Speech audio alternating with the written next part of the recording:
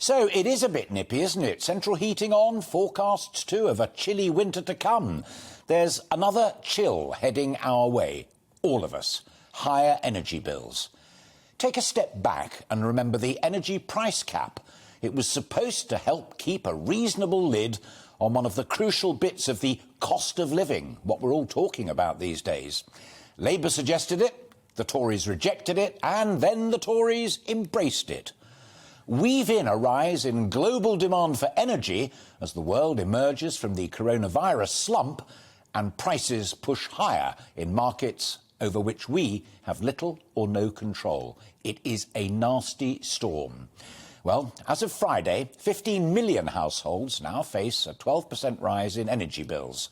Standard tariffs, with typical household levels of energy use, increased by nearly £140 to an average £1,277 a year.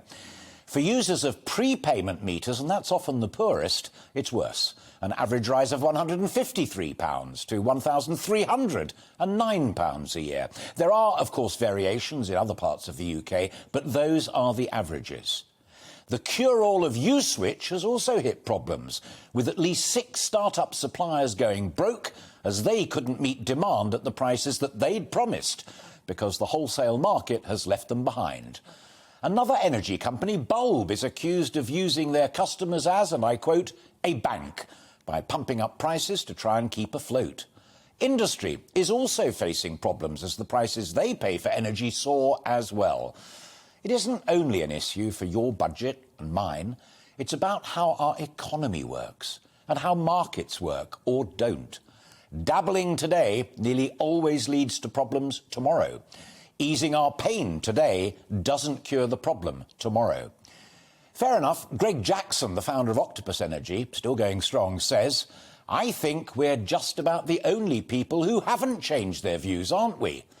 The people who used to oppose the price cap now seem to support it, and the ones who supported it now oppose it. The reality is that without the price cap, households would be facing huge rises in energy costs."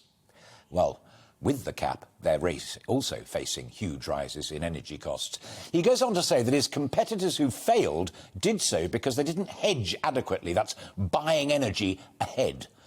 It's costly, but it works in the short term. Others, however, take a profoundly different long-term view. Daniel Hannan, Tory, wrote in The Telegraph, "A price cap aimed at keeping bills low for consumers ended up forcing suppliers out of the market." He goes on to argue that price controls never work in the long term and that only free markets ultimately will allow supply and demand to work. So, it's a big dilemma for modern markets. State control or an economy behaving as an economy is meant to. So today we're asking, has the power gone out of the market? YouTube channel. You can watch us live 24 hours a day, catch up on your favourite shows and join in the conversation in the comments below. Don't forget to subscribe and you'll never miss any of our exclusive content.